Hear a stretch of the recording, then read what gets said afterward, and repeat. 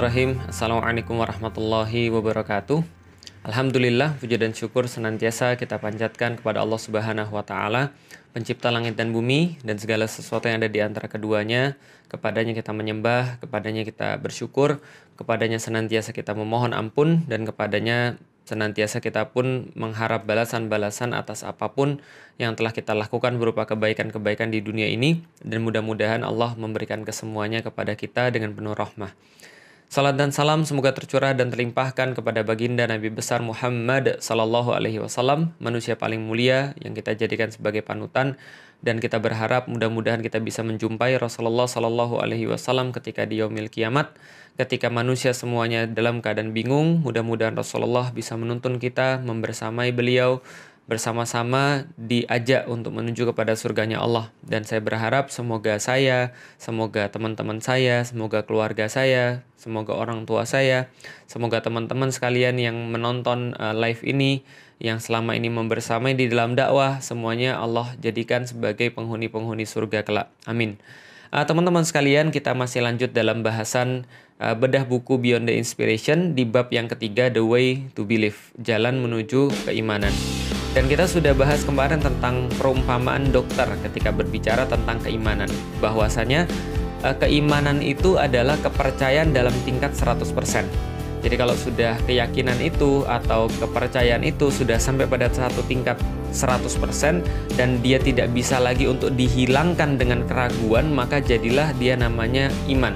Karena itu iman adalah sebuah tasdiqul jazm, sebuah pembenaran yang bersifat pasti, sebuah keyakinan yang 100%. Kenapa dia bisa datang daripada keyakinan yang kenapa dia bisa 100%? Karena dia datang daripada bukti, dia datang daripada argumen, dia datang daripada dalil, dia datang daripada ilmu, daripada proses berpikir. Maka ketika dia datang daripada proses berpikir, jadilah keyakinan ini menjadi 100% karena dia memiliki bukti, dia memiliki argumen. Sebagaimana saya ceritakan kemarin, seseorang bisa meyakini seorang dokter, lalu dia mau ikut anjuran-anjuran dokter, dia mau ikut perintah-perintah dokter, ketika dia sudah membuktikan dengan argumen-argumen dan bukti-bukti bahwasanya memang yang di depan dia itu adalah dokter.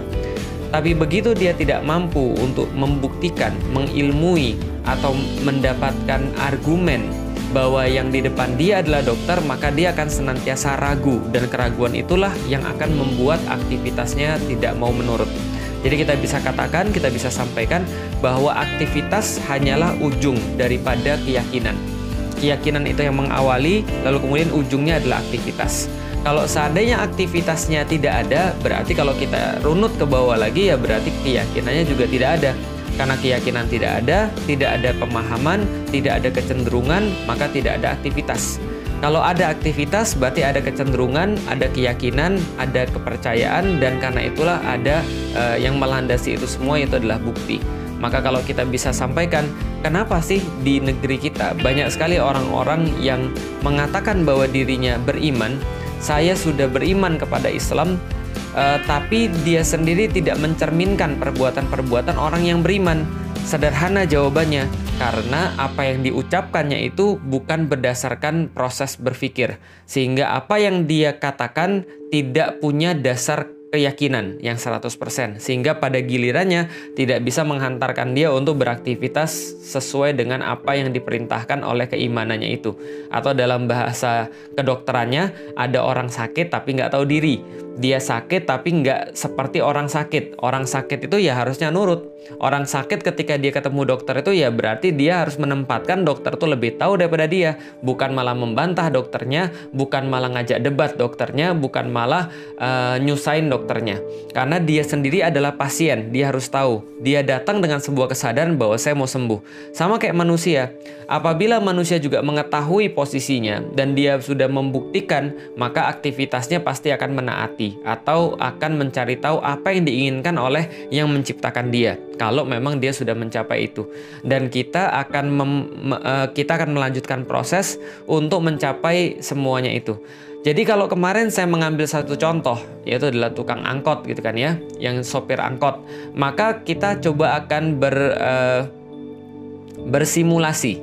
Seperti apa kalau tukang angkotnya sudah memahami keimanan? Kalau tukang angkotnya sudah memahami keyakinan 100% berdasarkan proses berpikir. Kalau dia sudah mengimani atau sudah menjalankan proses berpikirnya dan dia sudah mencapai satu titik bahwa Islam itu benar dan Allah itu adalah Tuhannya dan Rasul Muhammad adalah Rasulnya, sudah sampai 100%, maka aktivitasnya akan berbeda.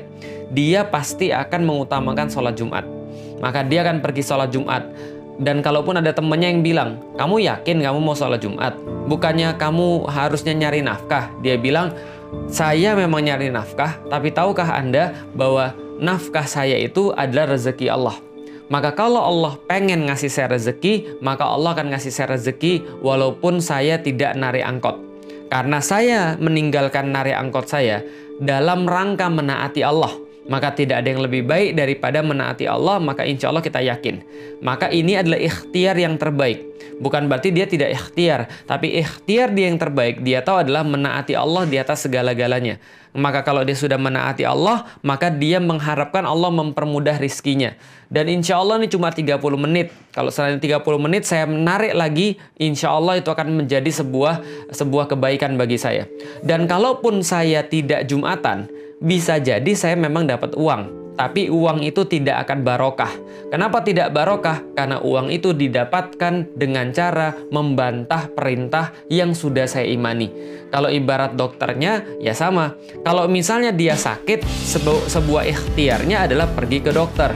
Maka kemudian ketika dia pergi ke dokter, lalu nggak kerja, nggak narik angkot, taruhlah dia akan bilang, iya saya memang nggak narik angkot, nggak dapat nafkah, tapi saya pergi ke dokter karena saya mau sembuh. Karena kalau saya nggak sembuh, maka saya nggak akan bisa narik angkot lagi besok-besok. Dan kalau saya narik angkot sekarang, saya dapat duit, memang betul dapat duit, tapi penyakit saya nggak akan sembuh. Nah sama ketika orang berhadapan dengan Allah. Kira-kira kalau orang sudah punya keimanan, maka hidup dia akan berubah. Cara pandang dia akan berubah, maka dia akan sholat Jumat. Dia kemudian dikatakan, kamu agamamu apa? Islam. Yakin pada Allah? Yakin. Yakin pada Rasulullah Muhammad? Yakin. Ya udah kalau gitu saya kasih kamu duit 500 juta ya. Dia bilang, sorry mas, mau 500 juta, mau 2 miliar, mau 5 miliar, nggak akan saya mau. Kenapa? Karena saya punya prinsip, saya yakin bahwa saya akan kembali pada Allah. Dan ketika saya sudah kembali pada Allah, maka duit berapapun nggak akan saya bawa. Maka percuma Anda mau ngasih saya berapapun. Sebagaimana seseorang yakin dengan berdasarkan bukti, ketika dia punya 2 ginjal, maka 2 ginjal itu mau dibayar dengan 1,5 miliar, mau dengan 2 miliar untuk ditransplantasikan kepada orang lain, dia nggak akan mau. Kenapa? Karena dia tahu dia bakal mati. Dan ketika dia tahu dia bakal mati 100%, dia sudah mengilmui, sudah membuktikan kalau ada orang ginjalnya nggak ada 2, pasti mati. Karena kalau orang ginjalnya tinggal 1, itu ya setengah mati. Maka dia yakin ketika dia punya 2 ginjal, itu harus untuk dia hidup. Maka dia nggak akan mau diganti dengan apapun. Nah, maka keyakinan dia terhadap Allah itu melebihi keyakinan dia bahwa ginjal itu buat dia hidup. Bisa dipahami ya? Jadi kalau ada orang sudah punya bukti, sudah punya keyakinan, sudah punya sampai 1,100% yang kita katakan iman, maka aktivitas dia semuanya akan berubah. Aktivitas dia itu semuanya akan diperhitungkan sesuai dengan cara pandang keimanannya. Ini yang kita katakan sebagai the ultimate vision. Sebagai visi yang paling hakiki, visi yang paling tinggi. Kenapa visi yang paling tinggi? Karena dari sinilah akan disusun visi-visi yang lain. Visi kehidupan, visi kematian, visi dalam dunia, visi 5 tahun ke depan, visi 10 tahun ke depan, semuanya berbasis pada the ultimate vision atau sebuah visi yang paling tinggi yang pernah ada pada diri manusia. Maka kalau orang belum pernah menyelesaikan permasalahan akidah ini, ya dia nggak akan bisa menyelesaikan permasalahan yang lain. Kenapa nggak bisa menyelesaikan permasalahan yang lain? Karena dasarnya dia belum selesaikan. Ibarat orang mau bangun rumah tapi dia belum bangun fondasinya. Nah, fondasinya di dalam Islam adalah keimanan. Keimanan yang produktif, keimanan yang berdasarkan akal. Maka kalau tukang angkot tadi memahami tentang keimanan yang produktif, maka kehidupannya juga akan produktif. Ketika dia harus ikhtiar, dia akan ikhtiar. Ketika dia harus taat pada Allah, dia akan taat pada Allah karena dia tahu tujuan hidup dia ini mau kemana. Pertanyaannya, kalau ada orang yang bilang, kalau gua masa bodoh terus kenapa? Kalau gua nggak peduli terus kenapa? Ya terserah lu aja. Lu mau kayak gitu ya terserah lu. Kalau lu mau beriman aja, nggak usah ngajak-ngajak gue.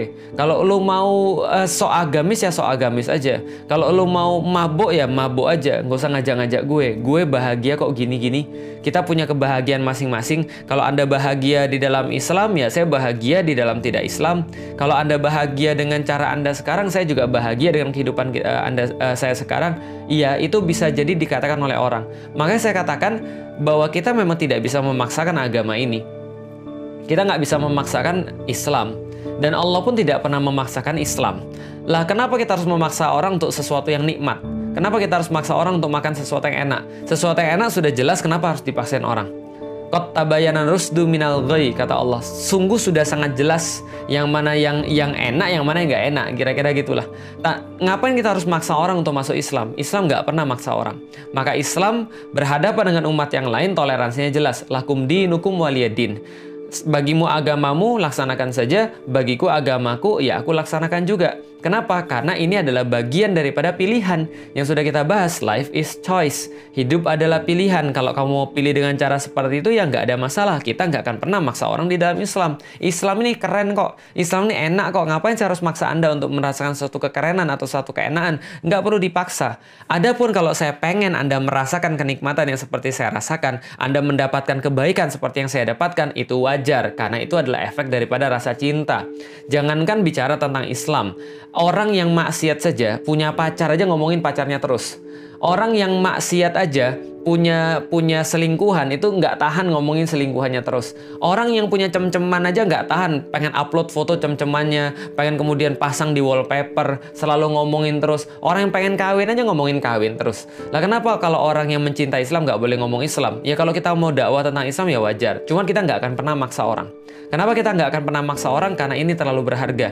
Jadi kalau ada orang yang bodoh amat, kalau ada orang yang abai, kalau ada orang yang masa bodoh, ada orang yang ignorance, ya nggak ada masalah. Agama ini adalah pilihan, gitu loh. Kalau misalnya Anda nggak mau juga nggak ada masalah. Dan kemarin ada yang nanya, kenapa sih kalau ada orang yang ngelihat kayak gini-gini dikit banget dibandingkan ada orang yang lihat game, ada orang lihat musik dan segala macam, music cover dan segala macam, itu banyak banget.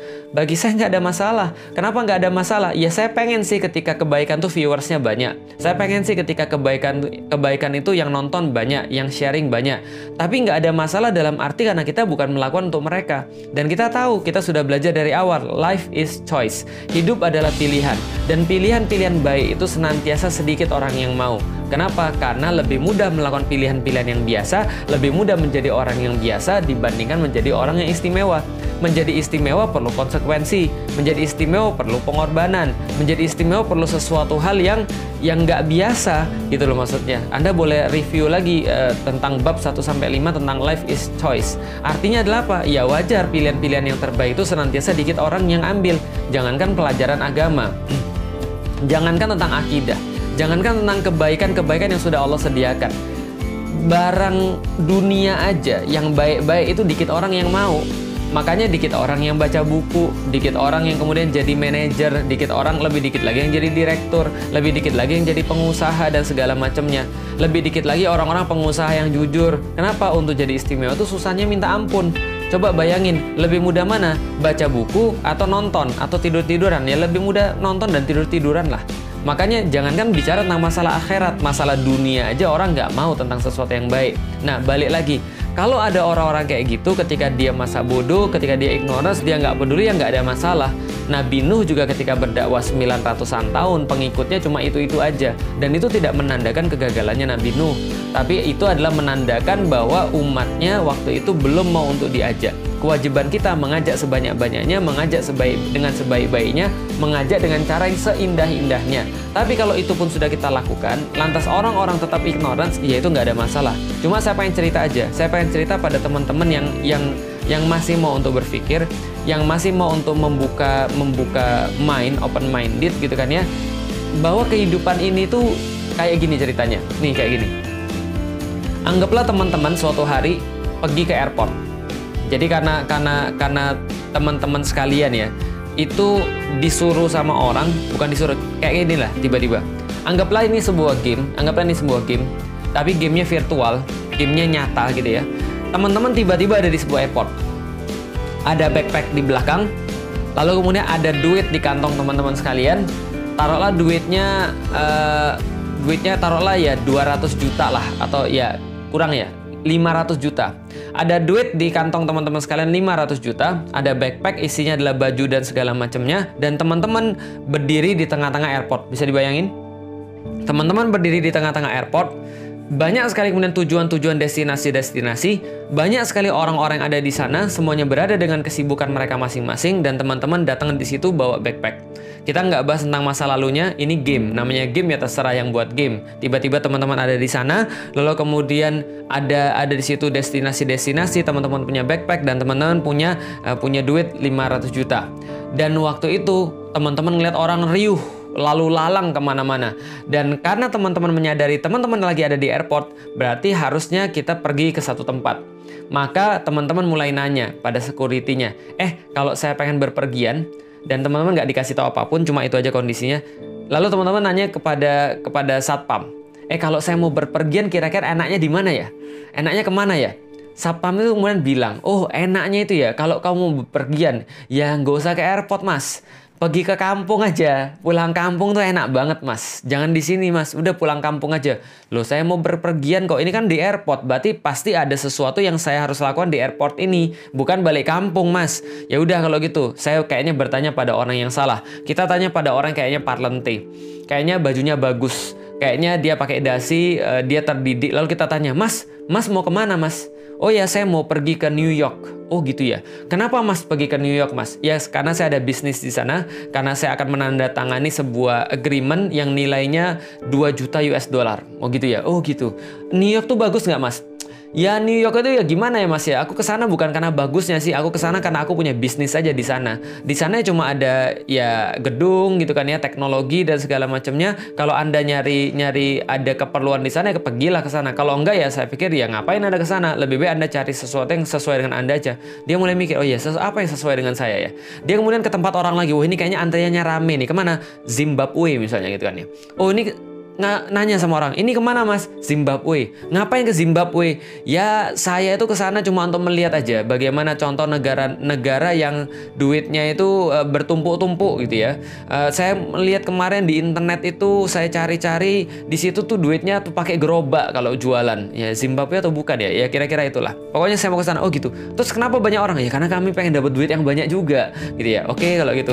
Terus kemudian dia ngeliat lagi yang lain. Oh ada tempat yang lain, tempatnya lumayan rame juga, bahkan lebih ramai daripada yang Zimbabwe tadi. Kemana? Ke Amazon. Gila luar biasa. Lalu dia tanya sama yang jual tiket, mas mbak ini berapa tiketnya ke Amazon? Oh tiketnya 200 juta mas. PP nggak? Ini nggak ada PP, mohon maaf, ini cuma one way tiket aja 200 juta. 200 juta? Wah berarti saya bisa beli dong. Dia tanya kepada yang sebelahnya, kenapa kamu pengen pergi ke Amazon? Ya saya pengen nyari anaconda. Ngapain nyari anaconda? Kayaknya itu peliharaan yang bagus katanya. Oh gitu ya? Tapi pernah ngeliat anaconda? Ya belum. Cuma katanya ini peliharaan yang bagus saja. Lalu apalagi yang dicari? Tarantula. Tarantula tuh apa? Ini kayaknya bisa dijadiin peliharaan orang rumah nih kayaknya tarantula ini. Oh gitu ya. Oke, lalu kemudian ngapain lagi kamu di sana? Katanya ada sungai yang bagus, ada pohon-pohon, dan saya pengen santai-santai di sana, pengen berenang-berenang di sana. Dan katanya teman berenang tuh ada yang bagus, namanya buaya gitu kan ya. Buaya gede gitu ya. Oh gitu ya, buaya ini udah pernah ketemu? Belum, tapi katanya bagus. Kata siapa? Itu tadi ada orang yang di depan. Kalau sebelum adik masuk ke bandara, itu di depan ada orang yang iklanin Amazon. Oh gitu ya. Maka dia pergi keluar, lalu kemudian ke tempat orang yang iklanin Amazon. Orang yang iklanin Amazon tuh lagi ketawa-ketawa. Oh banyak ketipu gitu ya. Kira-kira gitulah. Oh ternyata dia tahu. Oh ini orang juga nggak bisa dipercaya. Dia nyari terus. Intinya adalah dalam kemudian airport itu dia berusaha mencari sebenarnya destinasi dia tuh mau kemana. Ada orang yang duduk-duduk di airport. Lalu kemudian dia tanya, ngapain mas? Saya pusing mas. Bodoh amat lah, pusing saya. Lihat nih orang-orang, semuanya ini tertipu. Lah kenapa nih semua orang-orang tertipu? Semuanya itu dijanjikan dengan sesuatu yang muluk-muluk. Padahal saya tahu itu semuanya adalah marketing tipuan belaka. Ada yang ke Amazon, ada yang ke Zimbabwe, ada yang ke sana kemari. Saya tahu itu semuanya salah mas. Yang benar tuh adalah saya. Nggak usah kemana-mana mas. Ngapain? Udah di sini aja lah mas. Di airport aja lah, kita jajan aja di sini. Toh yang kita cari kan happy mas. Yang penting kita makan di sini, kita happy di sini, kita pacaran juga ada di sini orang-orang yang lain. Ada kemudian kita juga bisa bangun gubuk loh di sini, nggak ada masalah. WC ada, lalu kemudian toko ada, segala macam ada, dan semuanya enak. Udahlah mas, nggak usah pergi kemana-mana. Kebahagiaan tuh sudah di sini mas, nggak usah kemana-mana mas. Dicari aja di sini pasti dapat mas. Ngapain cari kemana-mana? Lalu kemudian di tengah riuh rendah itu tiba-tiba ada seseorang, lalu kemudian datang kepada dia, lalu dia bilang, mas anak baru ya mas ya? Oh iya, saya baru masuk ke dalam game ini. Oh iya, kalau begitu baru ya mas, kenalin nama saya. Ya siapa namanya? Nama saya Felix mas. Oh, misalnya taruh lah gitu kan, ada NPC di sana. Lalu kemudian orang-orang langsung bilang, Mas, hati-hati ya mas ya. Kalau nanti kamu dikenalin sama seseorang kayaknya baik mas, terus nanya-nanya mas, kamu sebagai anak baru, hati-hati aja mas. Dia itu akan bohongin anda mas, hati-hati mas. Dia akan nipu anda mas, dia akan ngambil duitan. Oh gitu ya. Maka dia kemudian merasa, ya udahlah kalau gitu saya nggak mau deket-deket Felix ini. Tapi mungkin karena Felix ini memberikan satu semacam ini ya, semacam kayak mas. Kalau mau pergi mas, saya mau nanya dulu mas, yang mas cari ini apa sebenarnya dalam hidup? Misal kayak gitu kan.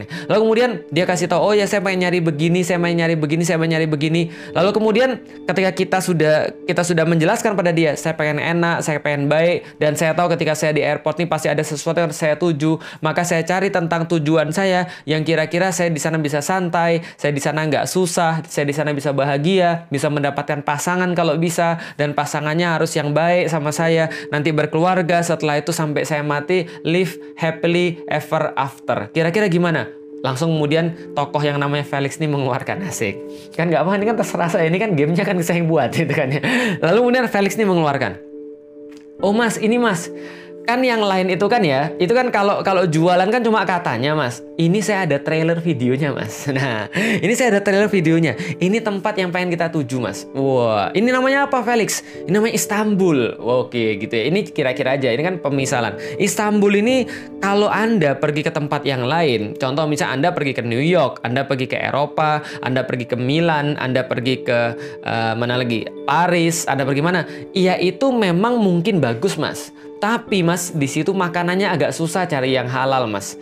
Karena di sana tuh ya yang jualan itu ya kebanyakan yang tidak halal. Kalaupun ada yang halal mungkin agak susah.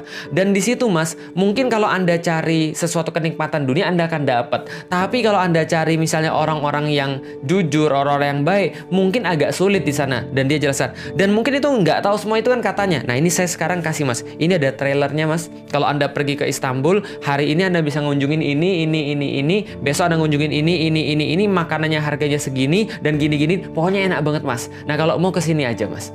Lalu kemudian ada orang ngomong kayak gitu, menjelaskan dengan sebaik-baiknya. Lalu kemudian dia nanya lagi, bukan dia, kita nanya lagi, mas mohon maaf mas, saya mau nanya mas, ini kayaknya menarik banget dengan bukti-bukti yang sangat jelas. Yang lain nggak ngasih sih kayak gini. Kira-kira kalau saya milih yang ini nih, kira-kira kenapa saya nggak milih untuk di airport aja? Lalu kemudian santai dan bisa makan juga seperti yang Mas tadi bilang. Saya juga bisa untuk di sini menikah, di sini juga bisa untuk jadi bisa untuk ada WC, ada rumah saya di sini, saya juga bisa buat tempat tinggal sementara di sini. Kenapa saya nggak di sini aja? Lalu kemudian Felix nih bilang, iya Mas, tapi masalahnya adalah ini bandara sekitar 3 bulan lagi ditutup Mas. Gitu ya? Iya, 3 bulan lagi ditutup Mas.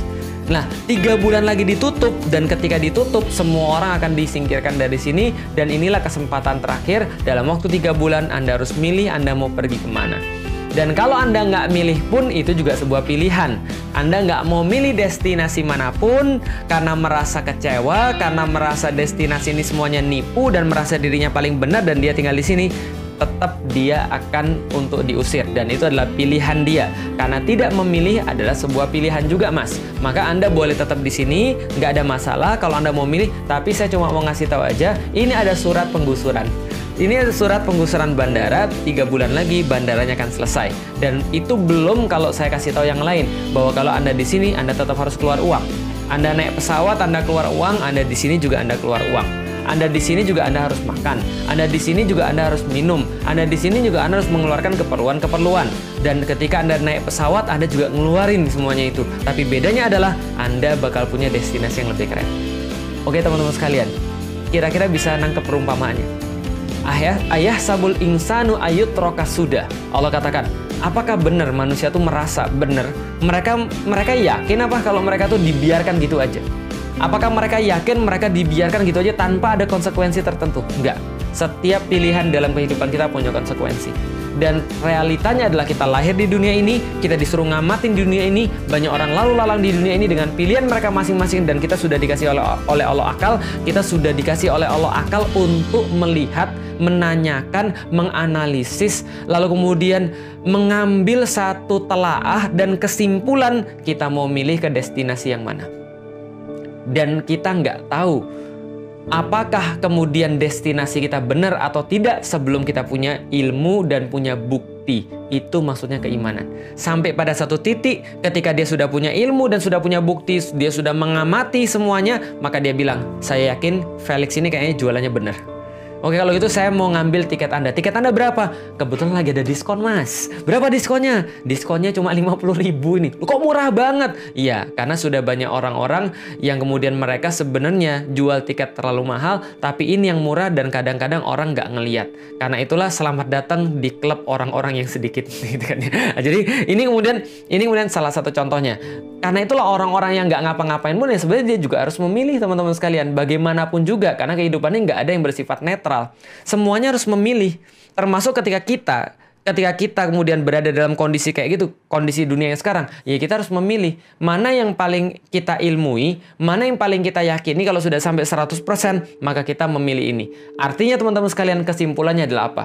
Orang yang ignorance, orang yang bisa jadi abai, nggak peduli dalam kehidupan dia. Karena kenapa? Karena dia tidak tahu apa yang menantinya berupa keindahan di depan dan apa yang menantinya berupa kesengsaraan di depan. Andaikan dia sudah mengetahui semua itu, kenikmatan apa yang menanti dia dan kesengsaraan apa yang menanti dia ke depan, maka dia akan memilih pilihan yang terbaik dan dia akan gerak, dia akan jalan. Entah kemanapun jalannya itu. Entah jalannya nanti benar atau jalannya salah, ya tergantung cara dia memilih. Tapi setidaknya dia nggak akan diam di tempat, karena dia tahu kenikmatan yang akan dialami dan kesengsaraan yang akan menanti dia. Mudahnya seperti ini. Orang mau diajak pergi ke, taruhlah misalnya gini, taruhlah ke Dufan. Orang mau diajak ke Dufan. Ngapain ke Dufan, Mas? Having fun. Having fun. Ngapain having fun? Ya, bersenang-senang kita di Dufan. Oke, kita pergi ke Dufan. Setelah pergi ke Dufan, baru sampai kemudian ke pintu masuknya. Wih, ini keren banget. Bener, kita having fun di sini. Maklum anak kampung, baru ngelihat pintu Dufan aja udah seneng banget. Lalu dia bilang, oke kalau gitu gue sudah sampai di sini. Belum, bro. Ini baru gerbangnya doang, bro. Enggak, gue udah di sini aja. Gue seneng di sini, gue happy di sini, dan lo jangan membuat gue untuk memilih yang lain. Kenapa? Gue sudah seneng di sini. Hidup gue punya jalan, lo punya jalan. Gue di sini, lo mau terus terserah. Yang penting gue udah seneng banget sama gerbang Dufan ini, bro. This is just the beginning. Ini baru permulaan aja, bro. Di dalam ada yang lebih bagus. Bodoh amat, gue nggak peduli. Gue mau di sini aja. Dunia ini kan cuma gerbang. Dunia ini kan cuma tempat awal. Lah kalau misalnya Anda di sini sudah tertipu, Anda merasa bahwa di sinilah destinasi Anda salah. Ini bukan destinasi kita. Mati pun bukan destinasi kita. Destinasi kita sesuatu yang lain. Dari mana kita dapat? Nah, ini nanti kita bahas di episode-episode ke depan. Tentang bagaimana mendapatkan keimanan yang itu kita yakini 100%. Yang itu berdasarkan argumen, berdasarkan dalil. Maka jangan berhenti di gerbangnya. Karena ada keindahan-keindahan lagi yang menanti Anda. Dan Anda harus tahu, ada kesengsaraan yang menanti di depan. Karena kalau Anda tetap di gerbang aja, suatu saat nanti akan ada security datang, lalu Anda dianggap gelandangan, Anda akan dibawa ke kantor polisi. Paham ya? Artinya adalah, hidup adalah pilihan, takdir atau pilihan, lalu kemudian sampailah kita pada pembahasan keimanan yang produktif, dan keimanan yang produktif adalah keimanan yang berdasarkan argumen, yang dia tetap harus milih apapun kejadiannya. Maka realitanya Anda hidup di dunia. Pilihannya adalah destinasi Anda adalah pilihan. Anda mau tetap di dunia, Anda suatu saat nanti akan mati. Suatu saat nanti Anda akan berakhir. Ayasabul insanu ayutroka sudah. Anda tidak mungkin dibiarkan tanpa konsekuensi oleh Allah Subhanahu wa taala. Anda, you are here for a reason.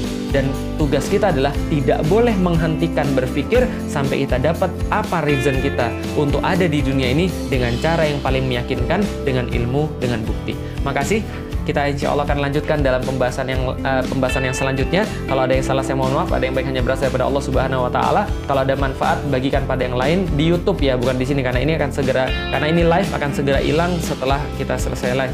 bagiin pada yang lain, dan juga kalau ada kebaikan-kebaikan silahkan di notifikasi supaya kita bisa kasih tahu kapan video nanti berikutnya akan tayang. Assalamualaikum warahmatullahi wabarakatuh.